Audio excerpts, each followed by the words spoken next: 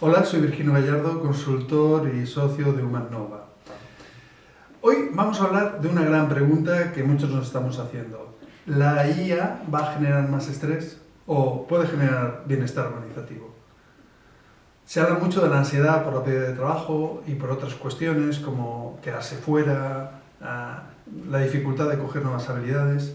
Parece que la IA puede ser un generador de malestar, puede ser un generador de más estrés. Y digo más estrés porque actualmente el principal problema que tienen recursos humanos es el estrés, es el burnout, es la desmotivación, el absentismo que provoca ese estrés y esa desmotivación, ¿vale? Fijaos, Gayú nos habla de 8,8 billones en pérdidas de productividad, 40% de los empleados a nivel mundial que el día anterior ya tenían mucho estrés. Hay encuestas que aquí en España que dicen que es un 66 o en Latinoamérica que dicen que es mucho más elevado. Lo que sí que sabemos es que las bajas por ansiedad, por depresión, están incrementándose de forma exponencial en los últimos años. Sabemos que hay cada vez más absentismo por esas motivaciones, sabemos que la medicación está aumentando, sabemos que el trabajo es un factor fundamental. Por tanto, es uno, si no el gran problema de recursos humanos, uno de los problemas estrella de recursos humanos y de nuestras organizaciones. ¿Por qué se produce ese estrés? Hay muchas razones, pero una de las razones es el cambio en los entornos. Es muy difícil adaptarse, hay falta de claridad, el cambio produce también problemas de incertidumbre, hasta qué punto me ajusto, hasta qué punto no me ajusto. Cada vez que sufrimos un cambio, y si el cambio es muy acelerado como está sucediendo, pues esto es uno de los factores claves para explicar esta falta de bienestar. David Rock, en su modelo SCARF, en la neurociencia del liderazgo, nos lo explica perfectamente, que la incertidumbre es, que es lo mismo casi que el dolor físico, ¿vale? Bien, además hay otros factores, como es lo que se llama deuda digital, que ya salió en el índice de tendencias laborales de Microsoft. Fijaos, un 57% del tiempo, más o menos, se dedica a temas relacionados con correos electrónicos, chat, es decir, todo lo que es la digitalización. Y cada vez tenemos menos tiempo para crear valor, ¿sí? Y prácticamente 7 de cada 10 nos están diciendo que las personas no tienen tiempo suficiente para concentrarse, se interrumpen. Y la digitalización afecta muchísimo a todo esto. Hay un agotamiento por la digitalización, que ya existe antes de la IA. ¿Qué va a suceder con la IA? Pues la IA, como todos sabemos, es el gran cambio, la gran disrupción, la gran revolución en las organizaciones y en el trabajo. Por lo tanto, que provoque más tecnoestrés y que provoque más incertidumbre y que provoque más dificultad para adaptarse es lo más normal. Esto, además del miedo a la pérdida de trabajo. La American Association Psychology ya nos está hablando de este impacto de la tecnología en el estrés que cada vez es más elevada, ¿sí? Y por no hablar de que hay cada vez más presión. Hablo de presión por directivos o líderes para que se adopte la IA y esto provoca, se habla de un 71, se habla de 3 de cada 4, se habla de 90% de personas que cuando intentan introducir la IA se les carga más la agenda y tiene una cierta presión por aprender a la vez que están trabajando y todo esto les provoca más estrés, ¿vale? Pero muchos dicen que, cuidado, la IA es la gran esperanza para mejorar el bienestar en nuestras organizaciones. Nos dicen, no, la IA lo que va a suponer es la disminución de la deuda cognitiva, de la carga de procedimientos absurdos o muy rutinarios y nos va a incrementar en un 40% pues tareas de alta calidad. Por ejemplo, esto es un Boston Consulting Group daba esta cifra, o Harvard daba una cifra similar. Nos dicen que vamos a tener más tiempo para deep work, nos dicen que vamos a tener más tiempo, incluso puede reducirse la jornada gracias a esto. Por tanto, para muchos es la gran esperanza, o sea, ante el gran problema que tenemos de ansiedad, de estrés en el trabajo, de falta de bienestar, de desmotivación, muchos nos dicen, no, vamos a quitar la parte que no nos gusta, las partes más rutinarias, y esto nos va a hacer mucho más felices en el trabajo. No sé si más felices, pero como mínimo con menos estrés, ¿vale? Por tanto, fijaos, hay este doble discurso. ¿Cuál es la realidad? Pues que la herramienta es neutra. La IA no tiene ética, no tiene empatía, no hay intencionalidad en la IA. Podemos tener un escenario perfectamente de malestar, donde la IA, además de todo lo que hemos dicho, sirva para vigilar, para microgestionar, para aumentar cuotas de producción, para meter más presión, o podemos meter efectivamente la IA para eliminar tareas repetitivas, para que sean más creativos, para personalizar el aprendizaje, para tener más tiempo libre. ¿Ambos escenarios son posibles? Ambos escenarios son posibles. Hay un artículo en el MIT Sloan que es muy bueno en cuanto a esto, que nos dice la IA es neutra, pero el resultado depende de cómo la utilicemos, ¿no? Bueno, pues yo creo que esta es la gran conclusión de todo esto. Pero sobre todo, el factor clave, y ahí yo diría que Gallup ha hablado un 70%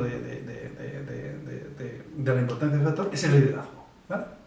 El liderazgo es el determinante del bienestar, no va a ser ninguna tecnología, ni siquiera las condiciones a veces de trabajo. Las condiciones de trabajo obviamente afectan, tampoco vamos a darle tanta importancia al liderazgo, pero cuidado, cómo el líder provoca el cambio, cómo el líder modifica las condiciones de trabajo, cómo el líder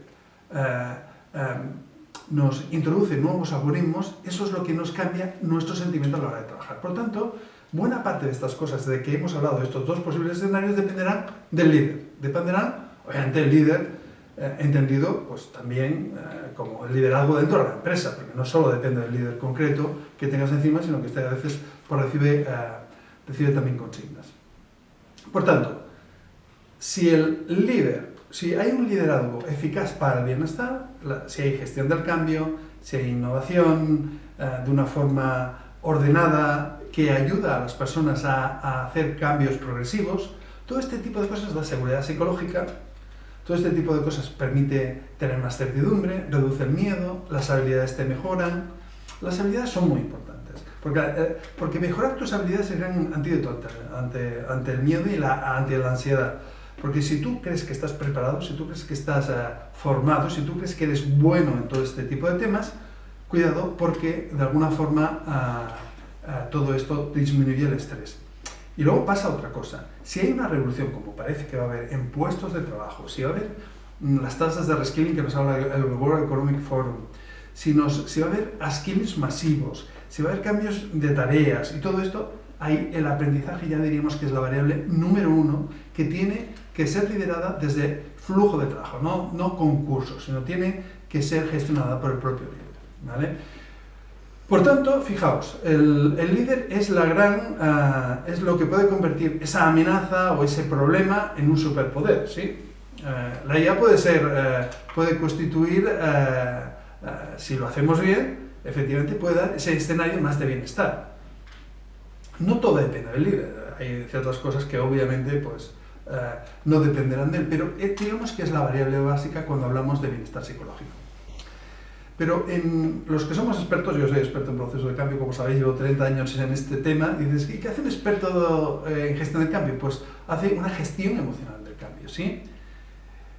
Pues los líderes que hacen bien la gestión emocional del cambio, que gestionan bien las emociones, son los líderes que tienen más probabilidades de clarificar, más probabilidades de hacer vamos a decir, desarrollo en el puesto de trabajo, son los que pueden explicar mejor cómo vamos a gestionar el cambio. Todo eso es la gestión del cambio emocional, ¿vale?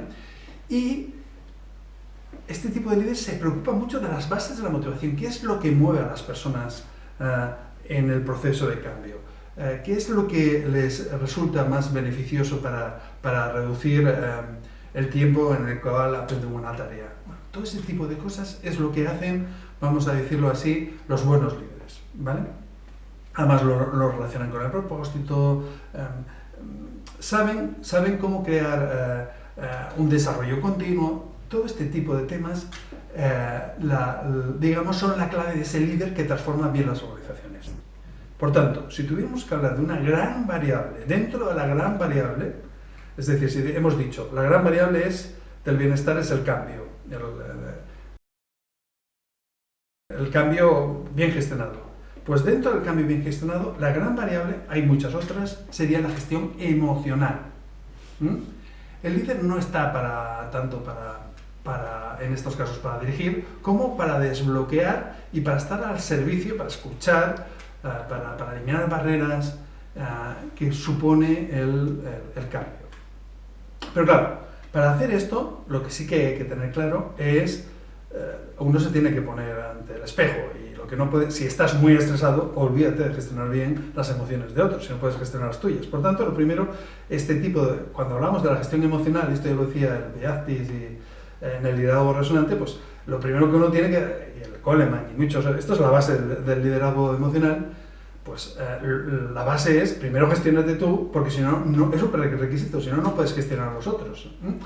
Primero aprende tú y después puedes aprender a los otros, ¿sí? Es el principio de la máscara de oxígeno cuando uno va en un avión. Primero te pones tú la máscara y después ya ayudas a los demás, porque si no, te asfixias tú, ¿vale? Pues ese es el mismo principio. Por tanto, el líder lo primero que se tiene que plantear es hasta qué punto, cómo se enfrenta al cambio, cómo se desarrolla y cómo aprende, y os lo digo cada vez con más insistencia, cómo aprende a gestionar qué técnicas utiliza para la motivación, para la gestión emocional. La gestión de las emociones, os tengo que decir, después de muchísimos años, creo que es compleja. Alguna gente la hace bien de forma intuitiva, pero hay técnicas y eso se puede aprender como se aprende en la vida, ¿vale? Por tanto, el líder que va a generar bienestar es un líder que sabe que no tiene todas las respuestas, pero la va a aprender. Sabe que si falla en algún tema en la gestión del cambio emocional, en entender las motivaciones, es capaz de, vamos a decirlo, es capaz de adquirir esas nuevas habilidades. Por tanto, ya lo vemos. La pregunta que nos hacíamos, ¿la IA perjudicará el bienestar o traerá el bienestar? Bueno, dependerá de muchas cosas, pero si tuviéramos que hablar de una sola, es cómo se lidera ese cambio, especialmente por el líder que tienes, por el directivo que tienes más cercano, ¿sí? Porque se podría gestionar bien el cambio a nivel organizativo, pero algunos líderes no. También es cierto que podría ser al revés, podría gestionarse fatal a nivel organizativo y un líder lo podría hacer bien.